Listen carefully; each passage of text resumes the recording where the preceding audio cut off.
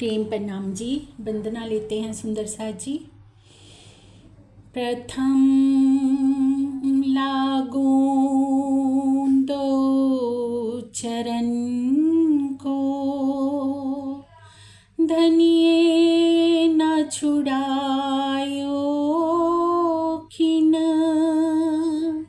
लाख तली लालेडिया मेरे जीव के एही जीवन, इन पाँव तले पड़ी रहूं, धनी नजर खोलो बातून, पलना वालों निरखूं नेत्रे मेरे जीव के एही जीवन, मेरे जीव के एही जीवन। चर्चा प्रारंभ होते है, सुनो साथी चित दे, भजो राज श्याम श्री प्राणनाथ, सखी जीवन हमारो ये। श्री महामती कहे सुनो साथी जी, भैया चर्चा का बखत, अब तुम सुनियो चित दे, लाला गे आए बैठे इन तखत, लाला गे आए बैठे इन तखत। बोले श्री प्राणनाथ प्यारे की जय, बोले श्री सतगुरु जी महाराज की जय।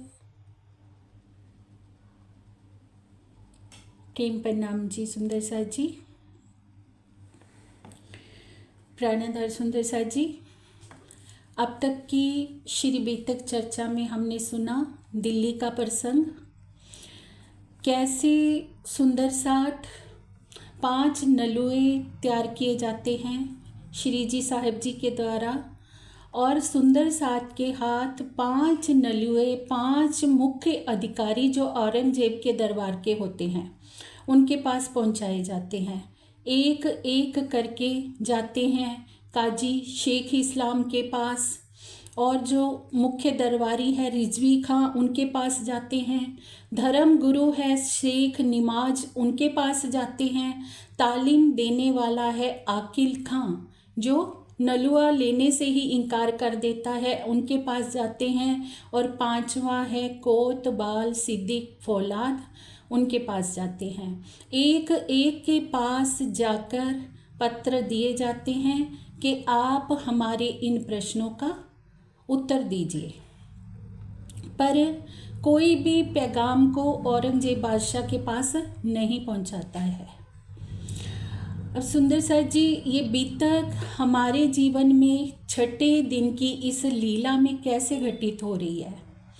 अब देखिए, एक आत्मा के रास्ते में 5 अधिकारी, मुख्य पद 5 अधिकारी उनके दरबार के आ गए हैं, जो धनी जी का संदेश आत्मा तक नहीं पहुंचने दे रहे हैं।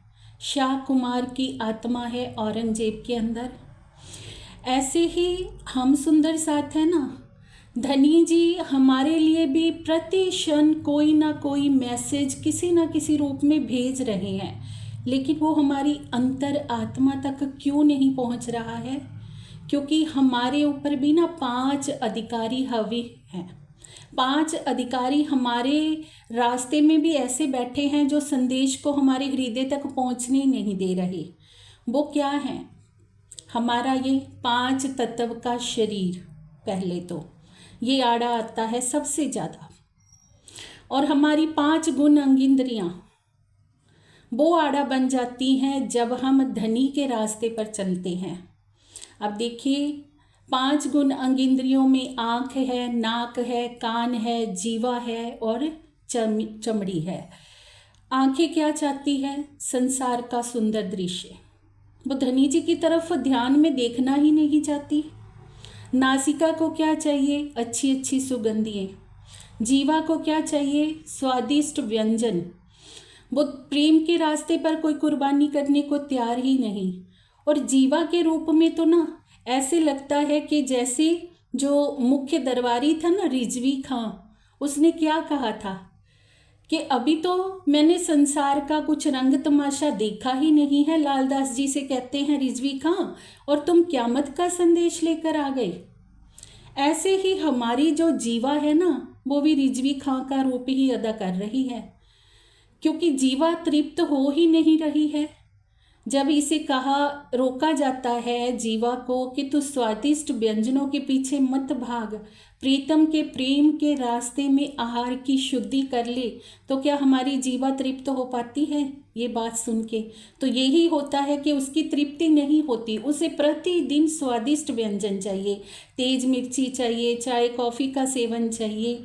तो कहीं ना कहीं ये जीवा भी तो रिजवी खां का ही तो रोल प्ले कर रही है। और आकिल खां के रूप में कौन है? हमारा अहंकार ही तो है। हमारे अहंकार का स्वरूप जो हर तरफ अपनी मैं का वर्चस्व चाहता है। जो कानों से, जैसे कान है, क्या सुनना चाहते हैं? अपनी प्रशंसा। हर पल अपनी प्रशंसा, कि हर कोई मेरी प्रशंसा करे। तो कहीं ना कहीं ये 5 हमारी गुण अंग इंद्रियां, ये 5 वो अधिकारी हमारे इस शरीर के बनकर बैठे हैं हमारी आत्मा के रास्ते में। जैसे औरंगजेब की आत्मा के रास्ते में ये 5 अधिकारी आ जाते हैं और संदेश नहीं पहुंचने देते हैं, तो सुंदर साथ मिलकर विचार करते हैं कि अब हमें आर पार की लड़ाई लड़नी है। अब हमें अधिकारियों के अधीन होकर बात नहीं करनी है। तो सुंदर साथ जी, आज का ये प्रसंग हमारे लिए बहुत प्रेरणादायी है कि कैसे अगर हम भी अपनी गुण अंग इंद्रियों के अधीन होकर रहेंगे ना, तो कभी भी आर पार की लड़ाई हम नहीं लड़ पाएंगे। हमारी भी एक आर पार की जंग है।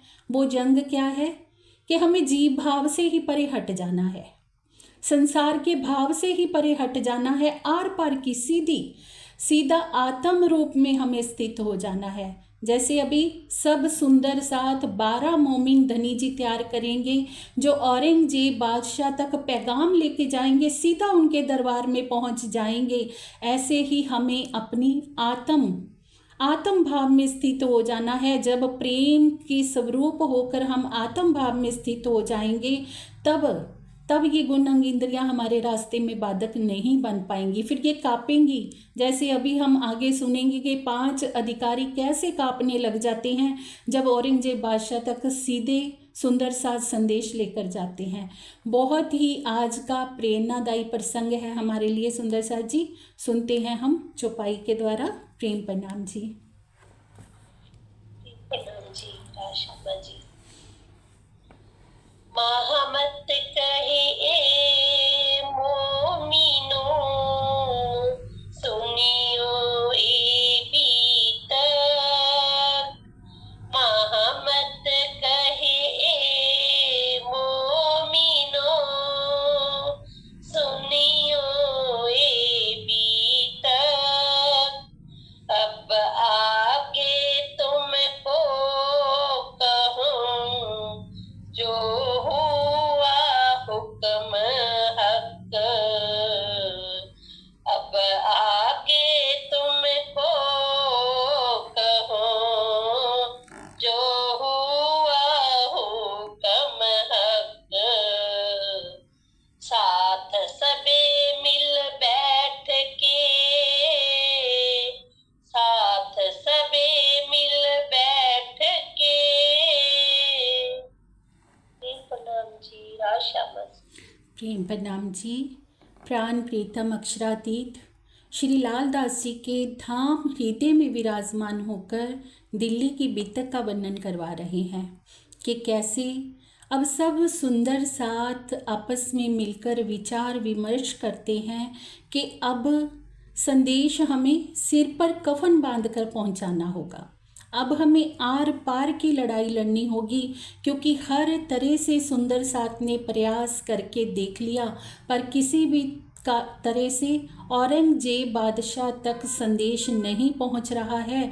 तो अब सब सुंदर साथ आपस में विचार कर रहे हैं कि हमें ये महान कार्य करना ही करना है, बादशाह तक संदेश पहुंचाना है और सीधे उनके दरबार में जाकर ये कार्य करना है।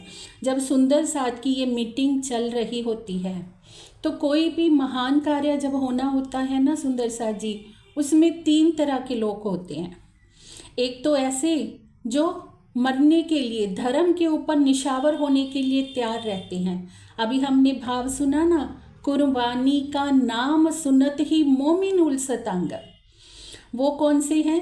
परम धाम की ब्रह्म आत्माएं, जिन्हें कुरान में मोमिन कहा है, जो कुर्बानी का नाम सुनते ही ना उनके हृदय में, उनके अंगों में उमंग की लहर दौड़ जाती है कि कुर्बानी, धनी जी के प्रेम में हमें कुर्बानी करनी होगी, अवश्य ही हम करेंगे।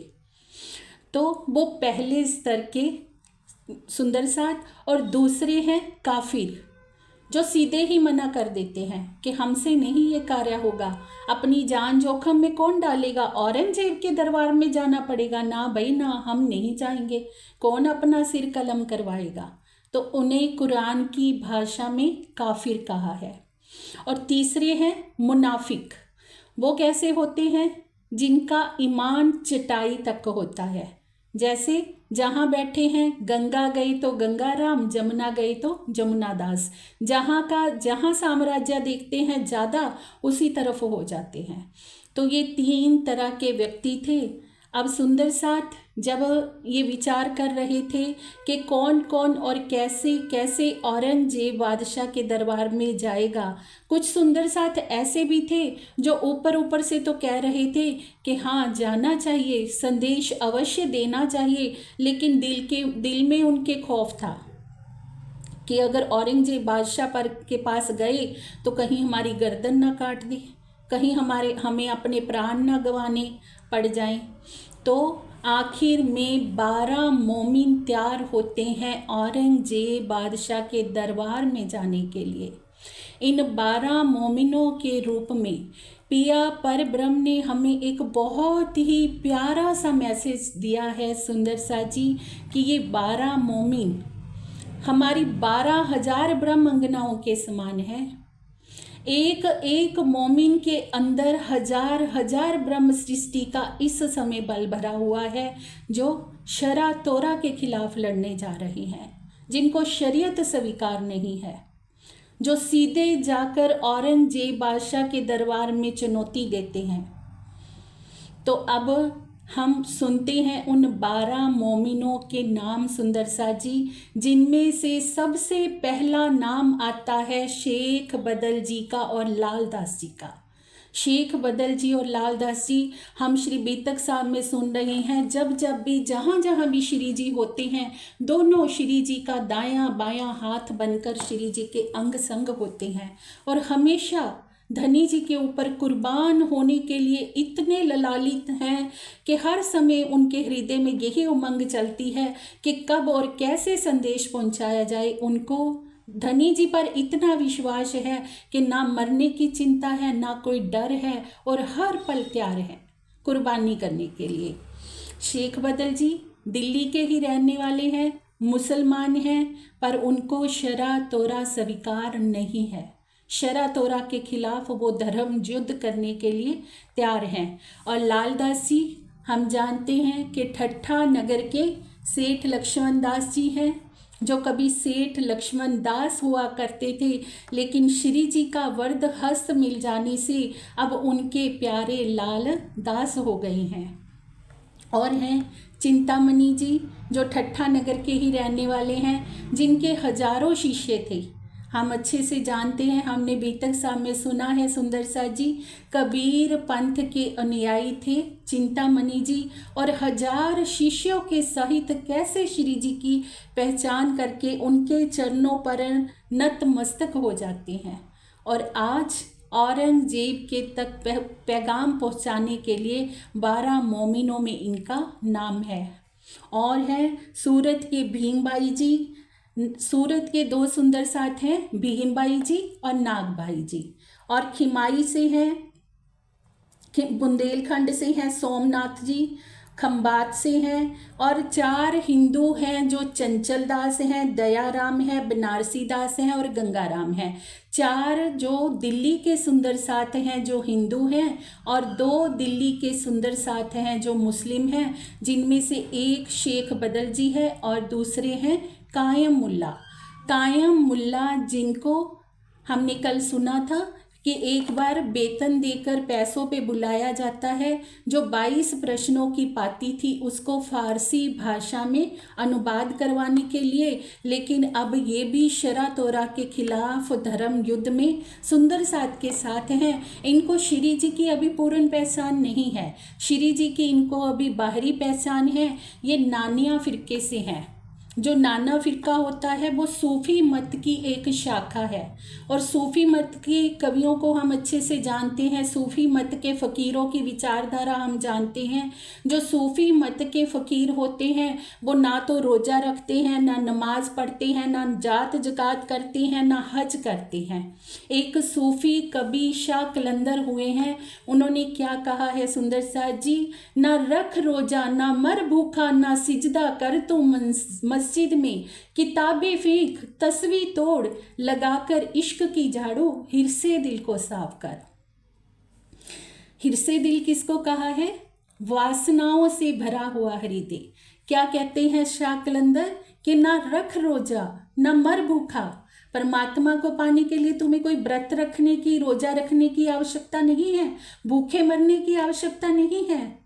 और ना सिजदा कर तू मस्जिद में, ना सिजदा बार बार मस्जिद में जाकर सिजदे करने की आवश्यकता है, क्योंकि परमात्मा का वास कहाँ है? आत्मा के धाम हृदय में। परमात्मा किसी मंदिरों में मस्जिदों में वास नहीं करता है सुंदर सा जी। हम रोज ये प्रसंग श्री मुखवाणी में सुनते हैं कि परमात्मा की बैठक कहाँ है? आत्मा के धाम दिल में।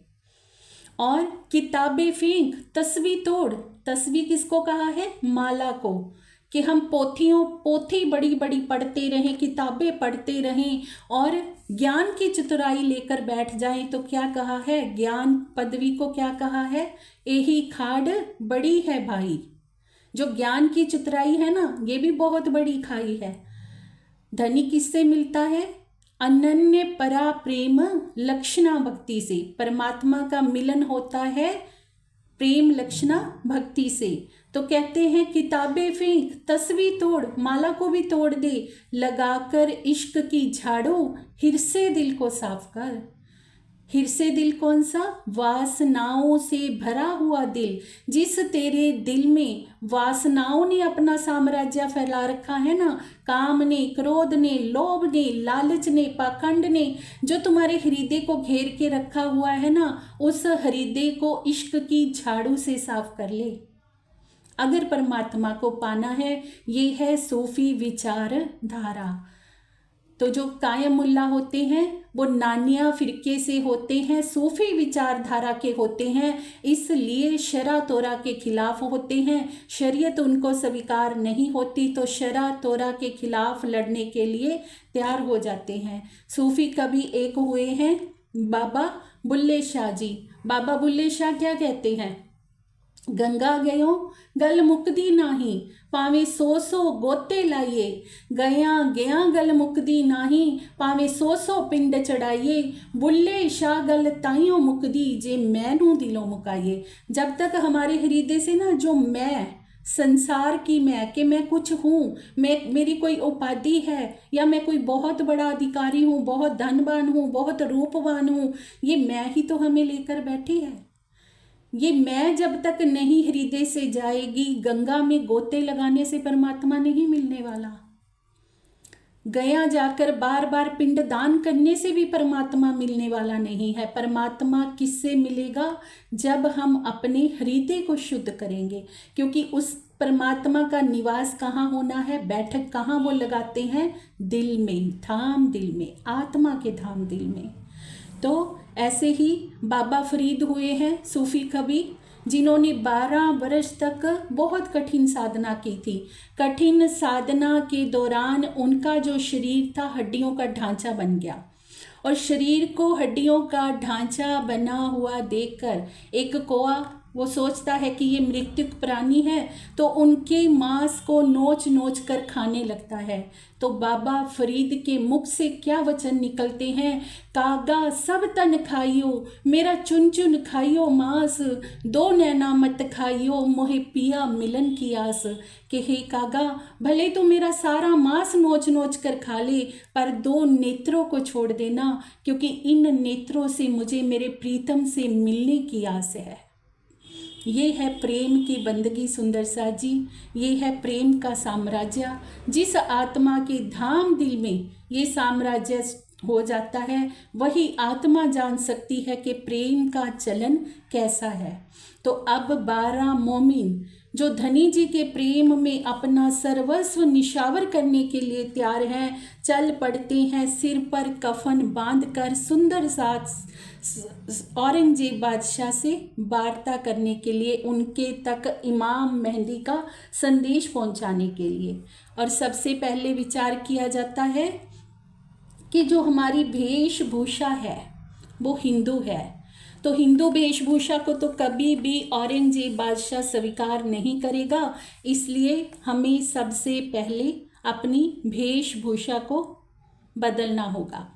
तो उस समय में हम अच्छे से जानते हैं सुंदर सा जी, अगर कोई अपनी वेशभूषा को अलग करता था तो उसे कितनी जिल्लतें सहनी पड़ती थी, कितना कुछ सहना पड़ता था उनको।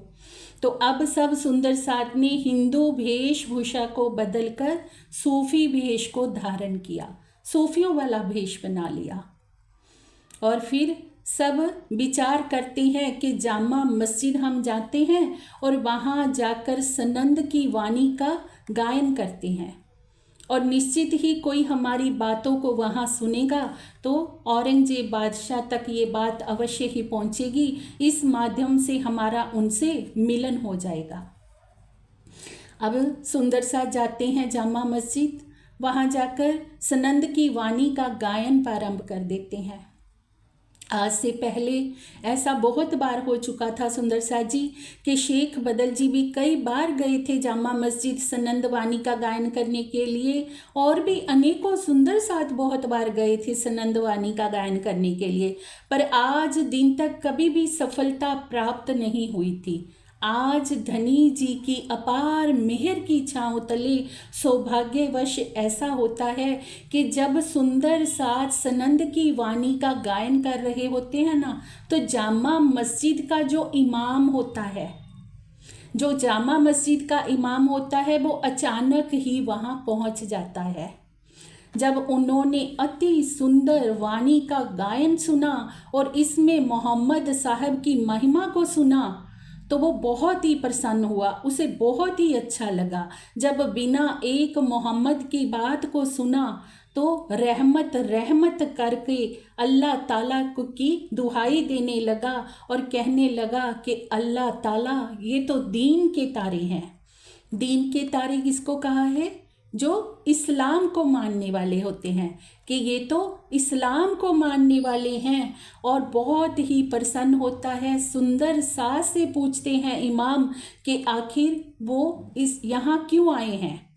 तो सुंदर साथ जब उनसे बात करते हैं कि हम इमाम मेहंदी के अनुयायी हैं और इमाम मेहंदी का संदेश लेकर आए हैं, हम बादशाह से मिलना चाहते हैं।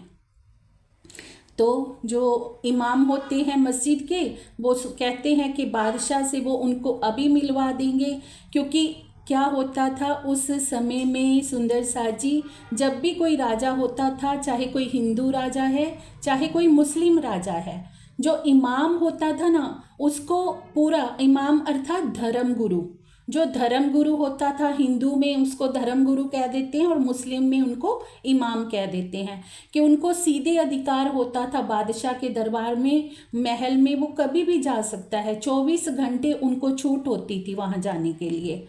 तो ऐसे ही सीधे इमाम बादशाह के महल में जाते हैं, कोई भी उनको रोक नहीं पाता है। तो जाकर बादशाह से मिलते हैं कि इमाम मेहंदी के अनुयायी आए हैं और इमाम मेहंदी का पैगाम लेकर आए हैं। तो बादशाह जैसे ही सुनते हैं ये बात और बाहर आते हैं अपने महल से चबूतरे पर। उनके हाथ में एक छड़ी होती है। तो सुंदर साथ खड़े होते हैं चबूतरे के नीचे। तो आज दिन तक ऐसा रूबरू आमना सामना नहीं हुआ था सुंदर साथ जी, पर अब हुआ। तो कब हुआ? जब सबने सिर पर कफन बांध लिया। ये हमारे लिए बहुत प्रेरणादायी प्रसंग है कि अगर हम धनी जी के प्रेम में जब तक कोई कुर्बानी का रास्ता नहीं अपनाएंगे ना, तब तक कैसे हमें अपनी मंजिल प्राप्त होएगी। चाहे वो हमारी आत्म जागृति का पथ हो, चाहे अन्य सुंदर साथ के लिए जागनी का पथ हो, चाहे सेवा का पथ हो, चाहे चर्चा चितवनी वाणी प्रचार, कोई भी पथ हो, जब तक हम कुर्बानी कोई नहीं करेंगे और दृढ़ संकल्प के साथ नहीं जुड़ेंगे, तब तक हमें सफलता नहीं मिलती। अब देखिए, जब आत्म जागृति के पथ पर हम चलते हैं तो तब भी तो हमें एक कुर्बानी की आवश्यकता है। तब भी तो हमें 5 अधिकारियों को फजीत करना होता है, सीधे आत्म तत्व में स्थित होना होता है। तो उसके लिए कुर्बानी क्या करनी होती है कि गुण अंग इंद्रियों को साधना ही साधना है। जो ये 5 तत्व का बना हुआ शरीर हमारी आत्मा के रास्ते में बाधक बन रहा है ना, इस शरीर को भी साधना है हमें प्रेम के द्वारा। तो धनी जी के प्रेम में जब तक हम आर पार की लड़ाई नहीं लड़ेंगे ना, तब तक कोई भी रास्ता हो, चाहे हमारी आत्म जागृति का चाहे जागनी का, उसमें सफलता नहीं मिल सकती।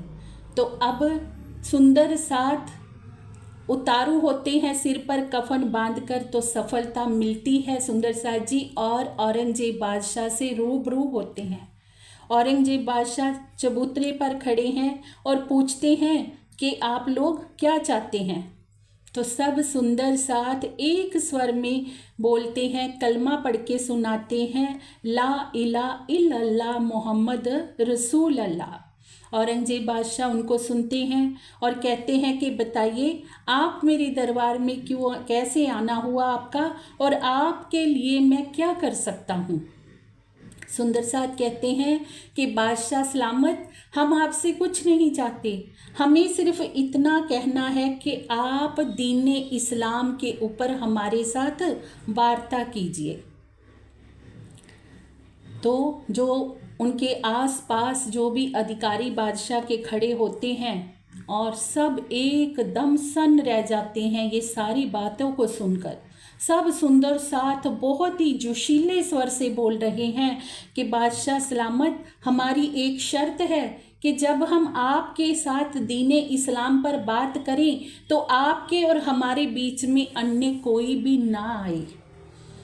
और धीरे धीरे जैसे ये बातों को सब सुनते हैं दूर खड़े दरबारी, तो वो थर थर कांपने लग जाते हैं कि आज तो हमारी खैर नहीं, क्योंकि सब जानते हैं कि उन्होंने क्या किया है। कितने महीनों तक सुंदर साथ सबके पास भटकते रहे हैं, पर किसी ने भी बादशाह तक उनका संदेश नहीं पहुंचाया होता। तो अब सबके दिल में डर है कि कहीं अगर बादशाह सलामत की इनसे सीधे बात हो गई तो हमारी खैर नहीं, हमारी गर्दन काटी जा सकती है। क्योंकि कुछ नियमों में औरंगजेब बादशाह बहुत ही कि कुछ नियमों का वो बहुत ही दृढ़ता से पालन करते थे। कि एक बार की घटना है कि नमाज पढ़ने के लिए वो मस्जिद में जाया करते थे। तो जो वहाँ का नमाज पढ़ने वाला था वो क्या करता था कि जैसे ही जब तक औरंगजेब बादशाह नहीं जाते थे तब तक वो शुरू नहीं करता था। तो औरंगजेब बादशाह ने देखा कि अल्लाह की बंदगी जब तक करनी चाहिए, जिस समय करनी चाहिए उसी समय करनी चाहिए, पर ये अल्लाह की प्रतीक्षा ना करके मेरी प्रतीक्षा करता है, तो उनको वहाँ से निकाल दिया था।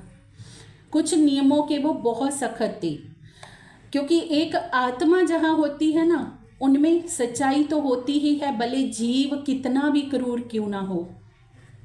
तो अब सब सुंदर साथ बोल रहे हैं कि बादशाह सलामत, जो जामा मस्जिद के दरवाजे पर रुक्का चिपकाया था ना, वो भी हम लोगों ने ही चिपकाया था। हमने 5 नलुए तैयार किए थे और आपके 5 अधिकारियों तक हमने वो संदेश पहुंचाया था। 5 का नाम लेते हैं कि हमने एक एक करके सबको दिया और आकिल खान ने तो लेने से ही इनकार कर दिया था। अब सब डर के मारे काँप रहे हैं कि अगर बादशाह सलामत की इनके साथ बात हो गई तो अब क्या होगा। तो सारे दरबारी मिलकर बादशाह के ऊपर अपना दबदबा बनाते हैं कि बादशाह सलामत, आपको इनसे अकेले में बात नहीं करनी चाहिए, क्योंकि इनमें से सिर्फ हमने पता किया है कि इनमें से सिर्फ 2 ही मुसलमान हैं, बाकी हिंदू हैं, और इनमें से 6 तो दिल्ली के ही रहने वाले हैं, और बाकी कहाँ से आए हैं वो हमें अभी पड़ताल करने दीजिए। आपको सीधे इनसे अभी बात नहीं करनी चाहिए। तो जो औरंगजेब बादशाह होता है थोड़ा बहमी किस्म का भी होता है, तो वो उनकी बातों में आ जाते हैं और सोचते हैं कि इनसे बात मैं बाद में करूँगा, पहले थोड़ी इनकी तहकीकात करवा ली जाए कि आखिर ये लोग कौन हैं, कहाँ से आए हैं और किस मकसद से आए हैं। तो अब औरंगजेब बादशाह ये ड्यूटी दे देते हैं जो वहाँ का कोतवाल होता है सिद्दीक फौलाद, उनको बहुत ही कट्टर होता है। हम जानते हैं अच्छे से सुंदर साथ जी के गुरु तेग बहादुर जी के साथ जो हुआ, धर्म गुरुओं के साथ जो कुछ हुआ, उनको प्रताड़ित करने वाला यही व्यक्ति था सिद्दीक फौलाद, बहुत ही कट्टर था। और जब उनके हवाले सुंदर साथ को कर दिया जाता है तो पर औरंगजेब बादशाह ने क्या कहा कि इनकी अच्छे से केवल जांच करना, पर इनको अच्छे से रखना, कोई किसी तरह से प्रताड़ित नहीं करना है। लेकिन उन्होंने, कोतवाल की भाषा कैसी होती है, वो प्रताड़ित ना करे ऐसा तो हो ही नहीं सकता। अब जब सब सुंदर साथ को उनके हवाले कर दिया जाता है तो सब सुंदर साथ समझ गए होते हैं कि हमारे साथ कुछ अशुभ होने वाला है। और रात्रि के एकांत में सिद्दीक फौलाद सुंदर साथ को यातनाएं देना प्रारंभ कर देता है। सबसे पहले उनसे पूछा जाता है कि आप भोजन कौन सा करोगे। सब सुंदर साथ मिलकर एक ही स्वर में बोलते हैं कि हम शाकाहारी ही भोजन करेंगे, क्योंकि हम इमाम मेहंदी के मार्ग पर चलने वाले हैं, हम मांसाहारी का सेवन नहीं करेंगे।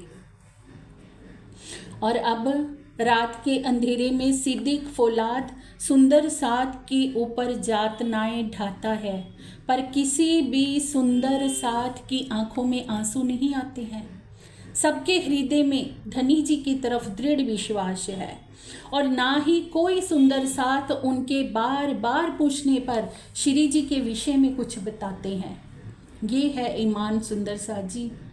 कितनी भी यातनाओं को सहा, लेकिन श्री जी का पता नहीं बताया, ना ही आंख से एक आंसू गिरा, क्योंकि हमारी आंख से कोई आंसू गिरे तो किस लिए, प्रीतम की याद में गिरे।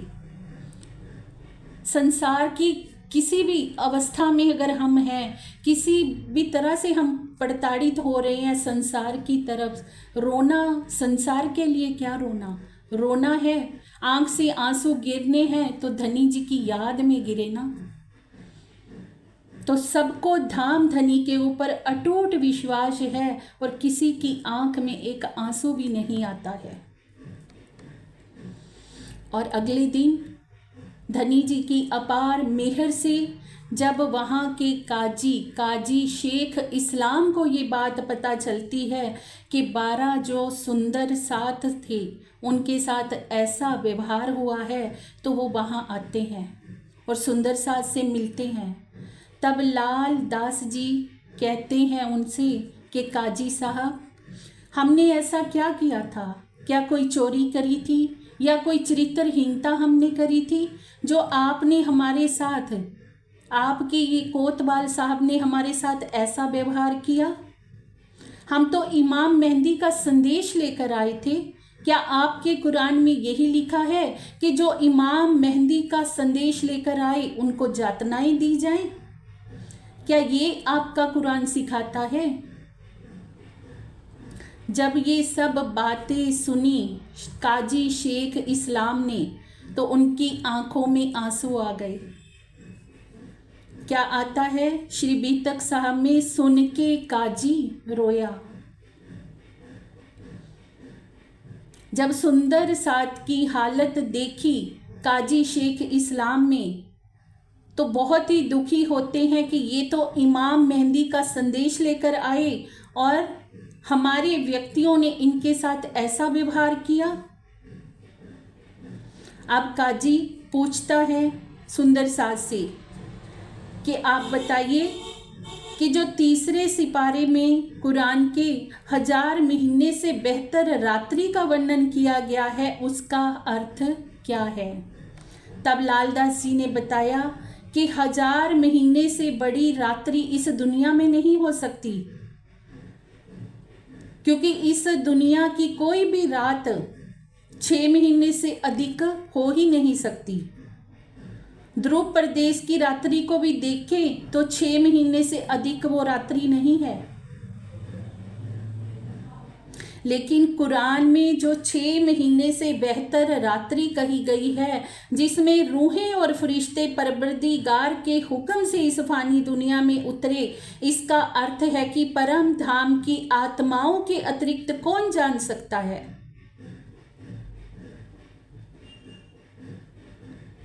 तो क्या कहते हैं श्री लालदास जी कि 1638 में ईसा रूह अल्लाह का आगमन होता है। क्या कहा है?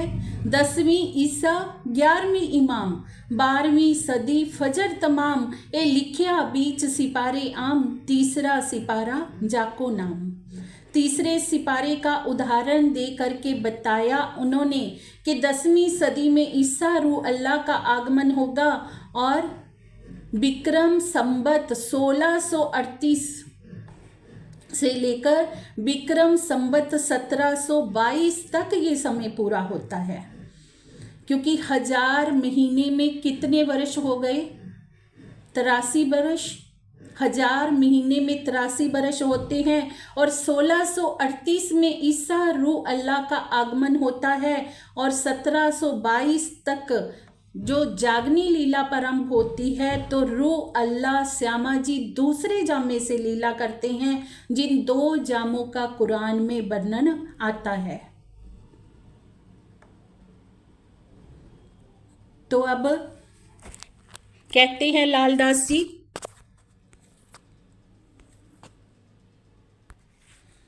हम बताते हैं लालदास जी कि रूह अल्लाह श्यामा महारानी जी ने पहले अपने जामे में जो लीला करी, उसके पश्चात 1722 में जब उनके तन से दूसरे जामे में जागनी लीला शुरू होती है, इसको ही 1000 महीने से बेहतर वो रात कहा गया है।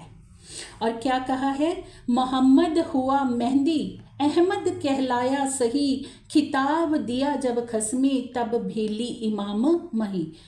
भाई मोहम्मद जानी बसरी सूरत, अहमद जानी मलकी सूरत और मेहंदी कहा है हक्की सूरत को।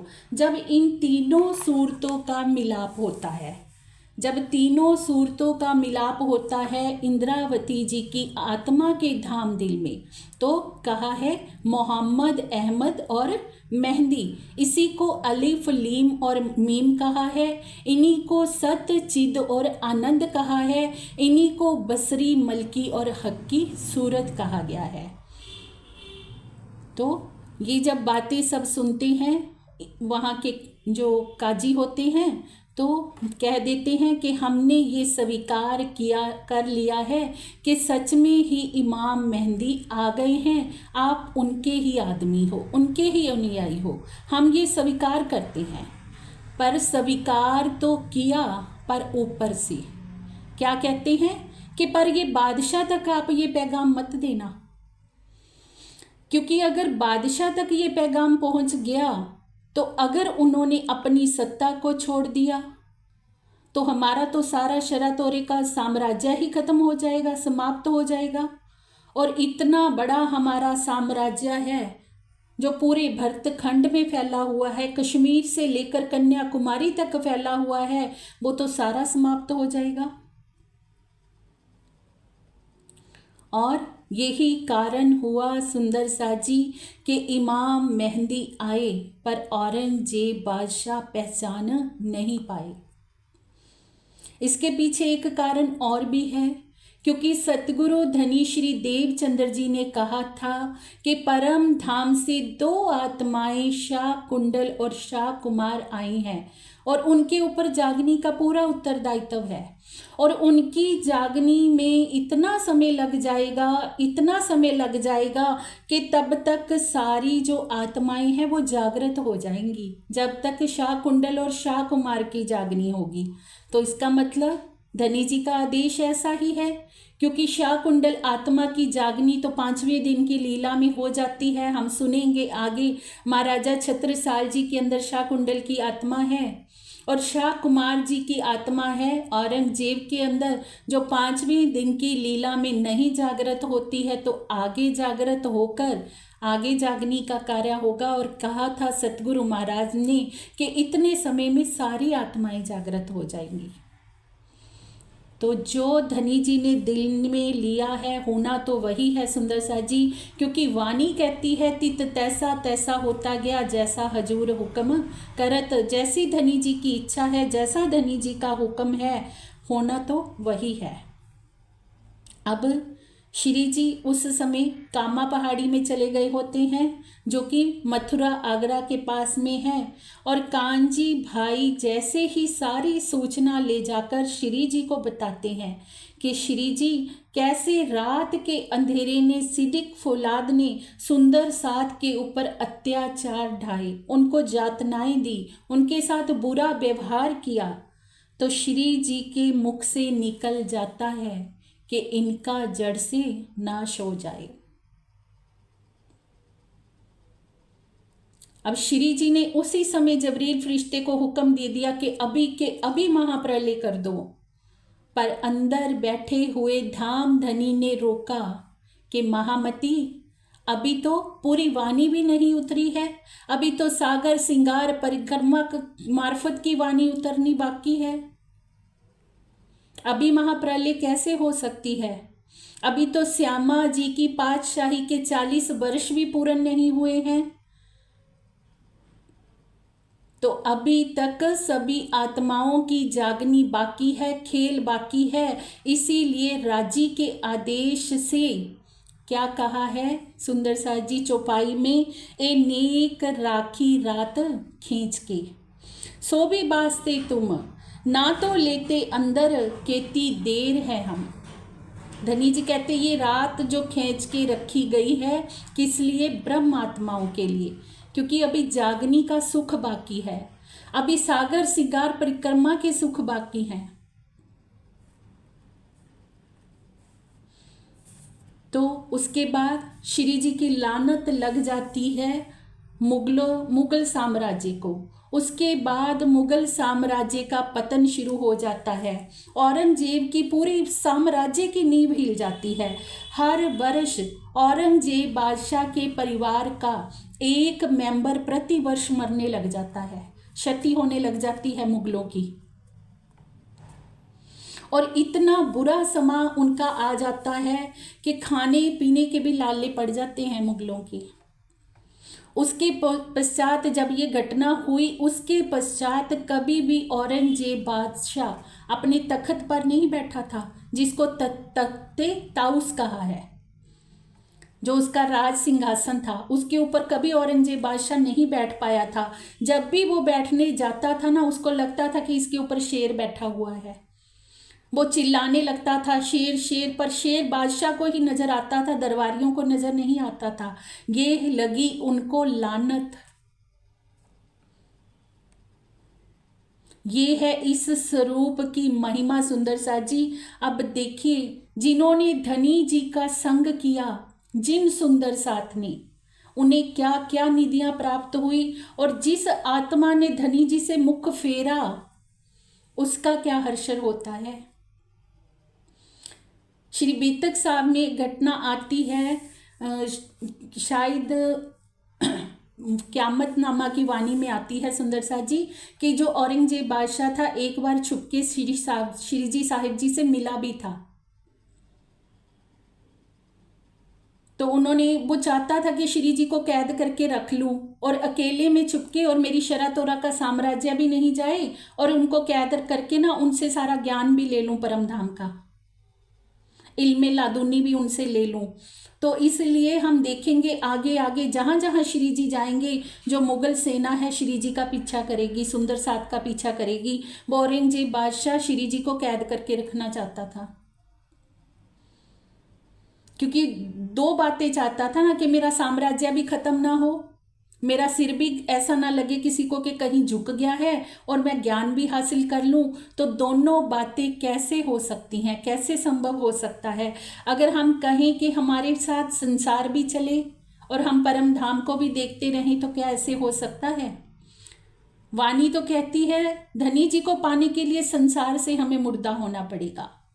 जो पहले आप मुर्दे हुए, तिन दुनी करी मुर्दार, हक तरफ हुए जीवते, उड़ पहुंचे नूर के द्वार।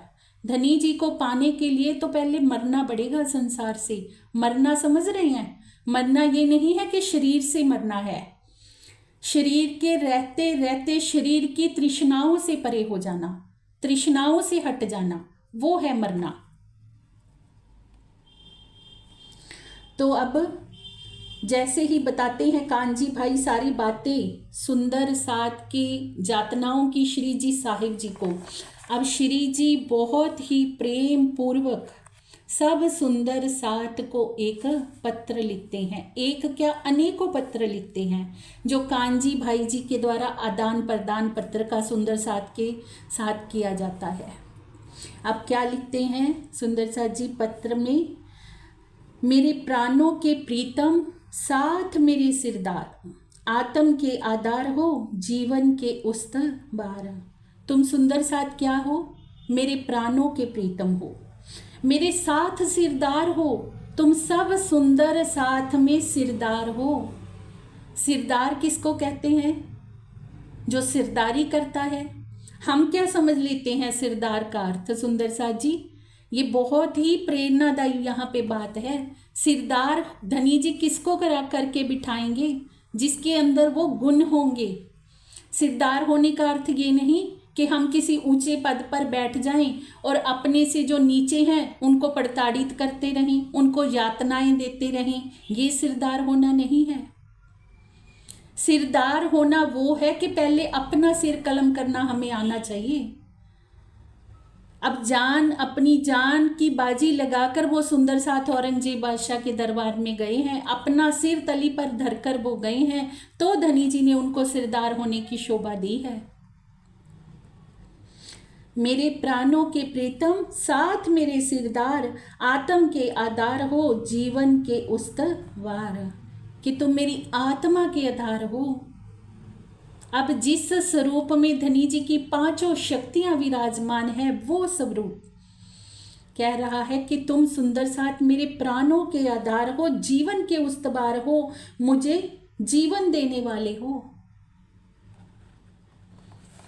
इतना धनी जी रीझ जाते हैं सुंदर साथ जी कुर्बानी पर। जो कोई आत्मा धनी जी की प्रेम की राहों पर कुर्बान स्वयं को करती है, तो ये पाती हमें बता रही है कि कितना प्रेम उस आत्मा को धनी जी का प्राप्त होता है। फिर भी हम कुर्बानी से डरते हैं, और कुर्बानी से हम डरें और हम कहें कि धनी जी का प्रेम मिल जाए, तो ये कैसे संभव है?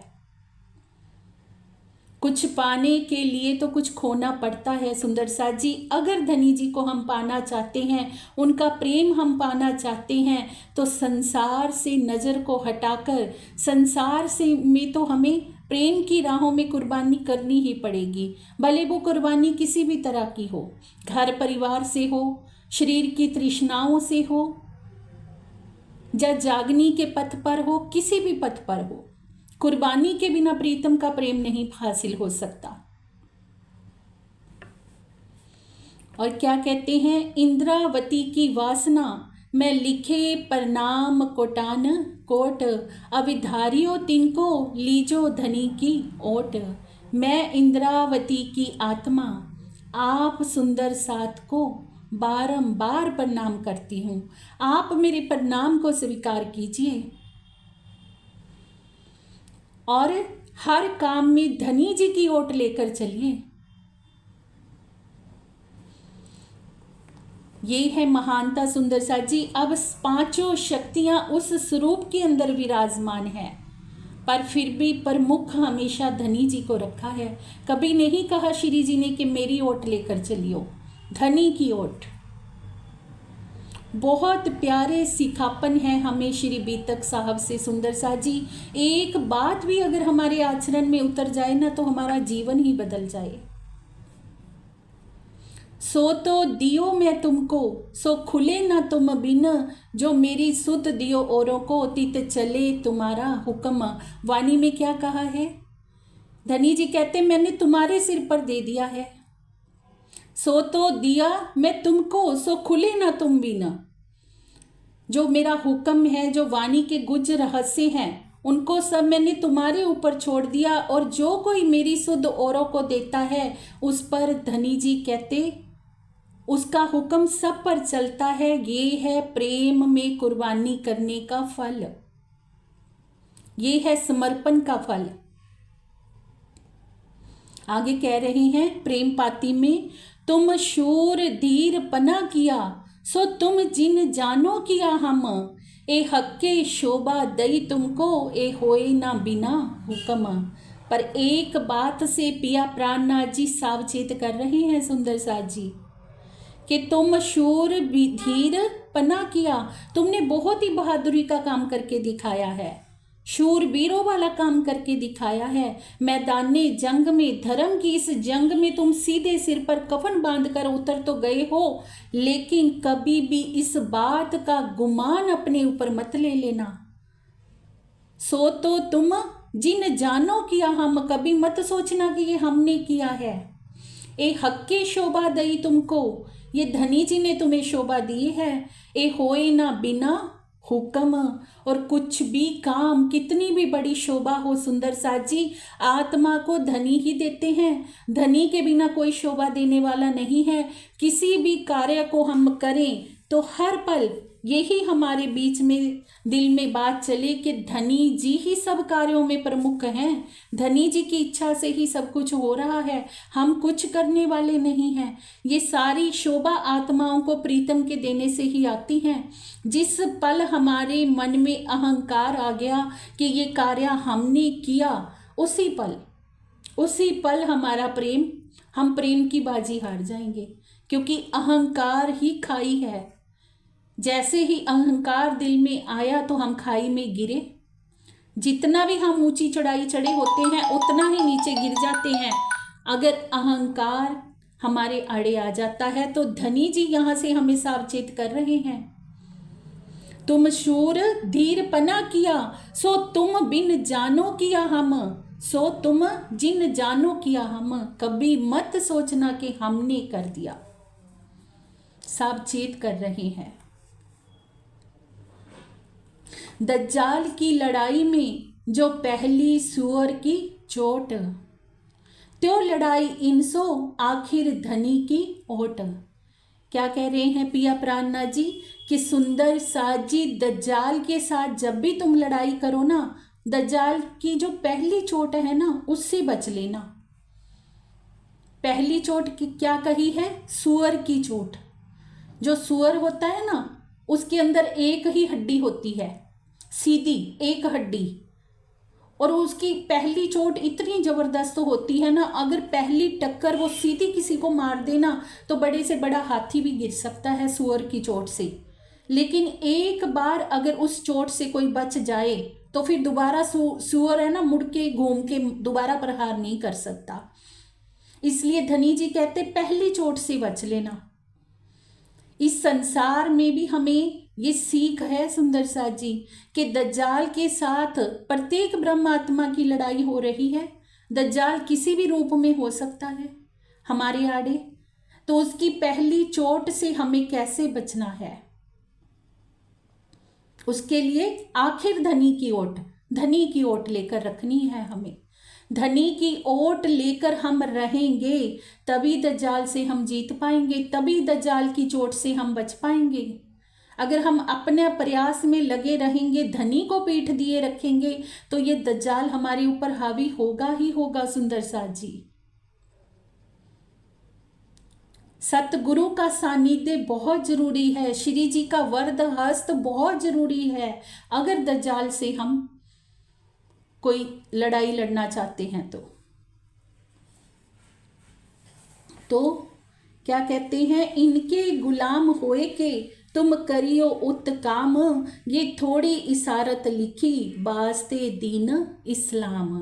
अब क्या कह रहे हैं, दज्जाल की जो लड़ाई है उससे पहली जो सूअर की चोट है उससे तुम्हें बचने के लिए क्या करना है ना, इनके गुलाम होए के तुम करियो उत काम।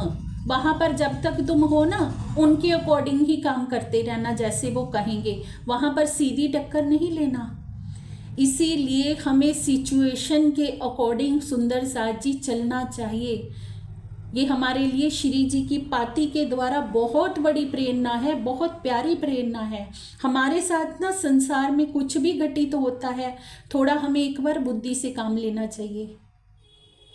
ये नहीं कि सीधा हम मरने मराने पर आतुर हो जाएं कि नहीं नहीं हमारा धर्म बड़ा, नहीं नहीं हमारे प्राण प्रीतम बड़े, हमारे धर्म शास्त्र बड़े, ऐसा नहीं करना है। श्री जी कह रहे हैं विनम्रता से पेश आना होता है। जब भी हम जागनी कार्य के लिए निकलें, पहले सामने वाले की सुने सुंदर साथ जी, फिर उनके धर्म शास्त्रों के द्वारा उनको समझाएं। जैसे अभी लाल दास जी ने करके बताया, कुरान के माध्यम से समझाया जा रहा है मुगलों को। अपनी वाणी लेकर पहले बात नहीं कर रहे हैं, उनकी कुरान के द्वारा ही उनको समझा रहे हैं। धनी जी ने सभी धर्म शास्त्रों में गवाहियां लिखवाई, तो किस लिए कि हम उनके द्वारा ही उनकी बातों को उनके सामने रख पाए। तो श्री जी कह रहे हैं उनके साथ विनम्रता से पेश आना, वहां पर कोई भी ऐसा काम नहीं करना जिससे कि कुछ अनिष्ट वो लोग तुम्हारा करें। ये थोड़ी इशारत लिखी वास्ते दीन इस्लाम, ये मैंने तुम्हें थोड़ी सी शिक्षा दी है, वास्ते दीन इस्लाम। और अपने इस्लाम को देखते हुए, अपने धर्म को देखते हुए मैंने थोड़ा सा तुम्हें सिखापन दिया है। और हिंदू के भेष से होए नहीं ये काम, इन भेष सो मजलिस प्रतीत न करे इस्लाम। क्या कह रहे हैं, और हिंदू के भेष से होए नहीं ये काम, कि औरंगजेब को पैगाम देने के लिए ना आप लोगों को जो हिंदू का भेष त्याग कर फकीरी भेष, सूफी भेष धारण करना पड़ा है ना, उसके लिए भी आप घबराना नहीं, क्योंकि ऐसा किए बिना ये कार्य होना ही नहीं था। अगर हिंदू भेष में जाते तो क्या औरंगजेब बादशाह कभी भी उनकी बात सुनता, रूबरू उनसे मिल पाता सुंदर साथ से? तो ये कार्य होना ही इसी भेष में था। इसलिए तुम कोई भी चिंता नहीं करना कि तुम्हें अपना भेष बदल लिया है।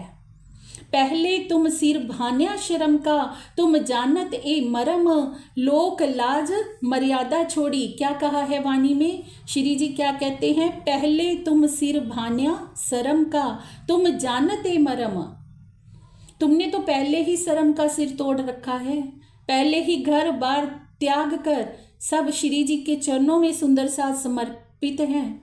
तुम जानते मरम, तुम सब अच्छे से जानते हो, इसलिए घबराना नहीं। अगर तुम्हें कोई लज्जित करे कि ये तुमने कौन सा भेष धारण कर लिया है, तो बिल्कुल नहीं घबराना। और क्या करना है, ताई चोखा दीजिए जवाब। धनी जी कहते हैं उनको चोखा जवाब दे देना। देखो सब शास्त्रों को क्या लिखा इनके भाव, कि सब शास्त्रों को खोलकर देखो। और शास्त्र क्या कहते हैं, श्रीमुख वाणी क्या कहती है, लोक लाज मर्यादा छोड़ी तब ज्ञान पदवी पाई। अगर हम लोक लाज मर्यादा के अधीन होकर घूमते रहेंगे सुंदर साजी, तो कभी कुछ भी हासिल नहीं कर पड़ेंगे। लोक लाज मर्यादा को तो छोड़ना ही होगा।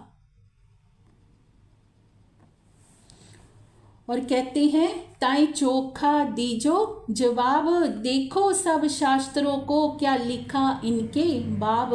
कि आप अपने धर्म शास्त्रों को पढ़कर देखिए, इनमें क्या लिखा हुआ है। धर्म शास्त्र क्या कहते हैं? ये संसार कैसा है? गोविंद बेड़ा, ये गोविंद नगरी है। अब ये कहानी कैसे है कि गोविंद नाम का एक व्यक्ति था, वो उसने एक अपनी नगरी बसाई हुई थी। वो व्यक्ति मर गया होता है और भूत बन गया होता है। जब देखता है कि मैं तो भूत बन गया हूँ, तो औरों को भी अपने साथ शामिल करने के लिए ना एक सुंदर सी नगरी बसा लेता है। उस नगरी में बहुत ही सुंदर सुंदर लुभावनी वस्तुएं रख देता है। तो जो कोई आता है उन वस्तुओं को छूता जाता है और भूत बनता जाता है। इस तरह से उसने अपनी एक पूरी बस्ती बना ली थी। तो एक बार क्या होता है कि 3 साधु वहां से गुजर रहे होते हैं। जब 3 साधु वहां से गुजरते हैं, पहला साधु होता है, उसका संकल्प तो बहुत दृढ़ होता है। वो वहां से चुपचाप निकल जाता है, किसी वस्तु की तरफ देखता ही नहीं है कि मुझे देखना ही नहीं, क्योंकि उन्होंने सुना हुआ था ये गोविंद भेड़ा है, इसको छुएंगे तो हमें निगल जाएगा, भूत बनना पड़ेगा। ऐसे ही ये संसार क्या है? गोविंद भेड़ा है। इसकी तृष्णाओं में हम जितना फंसते जाएंगे ना, ये माया ऐसी है, कहते हम इसमें नाखून भी डाल देंगे ना, ये पूरा हाथ खींच लेती है। तो ये बात वो साधु जानते थे, तो वो सीधे निकल गए बिना किसी वस्तु की तरफ देखे। तो वो साधु कौन है? परम धाम की ब्रह्म सृष्टि, जो सीधा निकल जाती है, माया की तरफ देखती भी नहीं है। और दूसरा साधु वहां से गुजरता है, तो वो थोड़ा देख तो लेता है, मन में लालच भी आता है कि कुछ ले लूं। फिर सोचता है कि नहीं नहीं, ये तो गोविंद भेड़ा है, अगर किसी चीज को मैंने उठा लिया तो भूत बनना पड़ेगा। वो भी फिर अपना दृढ़ संकल्प करके आगे निकल जाते हैं। और तीसरा साधु जब आता है, तो मन में लालच आ जाता है कि नहीं, थोड़ा सा तो ले ही लूं, चल साधना करने के लिए एक कंबल ही ले लेता हूं। तो जैसे ही मन में विचार आया, एक हाथ कंबल को डालता है, सोचता है एक हाथ बाहर रख लूंगा, एक पांव अंदर रख लूंगा, कंबल को खींच के जल्दी से बाहर निकल जाऊंगा। जैसे ही कंबल लेने के लिए हाथ बढ़ाया, उसी समय भूत बन गया। और तीसरा व्यक्ति है जीव सृष्टि। तो धनी जी कहते, संसार को तुम बताना कि ये संसार तो गोविंद भेड़ा है। इसीलिए किसी लोक लाज मर्यादा की तुम परवाह नहीं करना, क्योंकि देखो सब शास्त्रों को क्या लिखा इनके भाव, उनको उनके शास्त्रों से बताना कि तुम्हारे शास्त्रों में क्या लिखा हुआ है। कहते हैं जैसा बाजा बजे तैसा कीजो निरत, और जैसा बाजा बजे वैसा ही नाचना है, अर्थात जैसी परिस्थितियां हो उन्हीं के अनुकूल वहां पर कार्य करना है। पर बड़ी बात ये है, हिलमिल एक रस होत इत। पर सबसे बड़ी बात क्या है कि तुम आपस में मिलकर रहना, तुम आपस में 12 मोमिन मिलकर रहना। हमारे लिए बहुत प्यारी प्रेरणा है इस प्रेम पाती से सुंदर सा जी। ये प्रेम पाती उन 12 मोमिनों के लिए नहीं है सिर्फ, ये प्रेम पाती हमारे 12,000 के लिए है। एक एक शब्द का अगर हम बातुनी आशा समझेंगे तो हम जानेंगे कि ये पाती श्री जी ने हमारे लिए ही कही है। क्योंकि वो 12 मोमिन अगर औरंगजेब की कैद में है ना, तो हम 12 मोमिन भी, एक 12,000 मोमिन भी एक कैद में फंसे हुए हैं। हम भी कैदी हैं, हमें भी 5 अधिकारियों ने कैद कर रखा है, हम भी उनके अधीन हुए हैं। तो पर हमें करना कैसे है उनसे बचने के लिए, ये रास्ता बता रहे हैं श्री जी हमें पाती के द्वारा। कि जैसा बाजा बजे तैसा कीजिए नृत्य, पर बड़ी ये बात है हिलमिल एक रस हो तीत। सबसे बड़ी बात है कि तुम अपनी एकता रखना। अब हमारे लिए ये बहुत प्यारी प्रेरणा है सुंदर साथ जी। संसार में हम अपना ज्ञान तभी फैला पाएंगे अगर हम पहले स्वयं एक होएंगे। अगर हम में स्वयं में एकता नहीं है, हम बाहर किसी को क्या बताएंगे? क्या है हमारा संप्रदाय, क्या है एक परमात्मा? तो बाहर वाले तो हंसी उड़ाएंगे कि पहले तुम खुद तो एक हो जाओ, खुद तो तुम लड़ मर रहे हो, खुद तो तुम्हारे अंदर निजानंद प्रणामी प्रणामी हो रही है। ये बात मैंने स्वयं अपने कानों से एक बार सुनी थी सुंदर साथ जी, तो उदाहरण दे के बोल भी रही हूँ, जो धनी जी ने प्रत्यक्ष दिखाया है। आज से बहुत वर्ष पहले की बात है, हम जागनी कार्य के लिए न गए यहीं कहीं आसपास के नगरियों में, तो वहाँ पर कोई जानकार थे जो ये जानते थे हमारे प्रणामी संप्रदाय के विषय में। उन्होंने पूछा आपका संप्रदाय कौन सा है? तो हम लोगों ने बताया कि हमारा निजानंद संप्रदाय है। तो कहते ये जो आप राजी राजी करके बातें कर रहे हो, ऐसी बातें तो हमारे पड़ोस में एक प्रणामी रहते हैं, हमने उनसे भी सुनी हुई हैं, क्या आपका वही धर्म है प्रणामी धर्म? तो उन लोगों ने हंसी उड़ाई कि पहले आप लोग खुद तो मिलके नहीं रहते हो। तो अब ये श्री जी हमें बता रहे हैं सुंदर साथ जी कि सबसे बड़ी बात क्या है, एक तो परिस्थिति के अकॉर्डिंग चलना, और दूसरी बात ये है कि पहले खुद एक रस होकर रहना, खुद तो मिल जाओ, खुद तो अपना एक मत कर लो। बाहर तो हम संदेश फिर ही देंगे सुंदर साथ जी, बहुत बड़ी बात है ये। और बेहक सुबान ने जिनको शोभा देने वाले हैं, और क्या कह रहे हैं श्री राज जी, जिसको शोभा देना चाहते हैं वहीं पर मुझे ले जाएंगे। अब मुझे यहाँ से कहीं और चलना है, और जिसको धनी जी शोभा देना चाहते हैं मैं उस राजा के पास यहाँ से चलूँगा। अब ये प्रेम पाती लिखकर श्री जी देते हैं कांजी भाई जी के हाथ में, और भी अनेकों पत्र श्री जी पहुँचाते हैं सुंदर साथ के पास, जिन्हें पढ़कर सुंदर साथ के हृदय को बहुत ही सांत्वना मिलती है कि कैसे हमारे प्रीतम का धनी जी का वरद हस्त हमारे ऊपर है, हमारे अंग संग है। और जिसके ऊपर प्रीतम की कृपा हो सुंदर साथ जी, उसे क्या चाहिए? ये संसार के कष्ट, हमें कष्ट कब तक लगते हैं? जब धनी जी की उस मेहर से हम दूर होते हैं। अगर प्रीतम हमारे साथ पल पल है ना, तो कोई भी कष्ट कभी कष्ट लगेगा भी नहीं, फिर तो दुख में भी सुख लगेगा।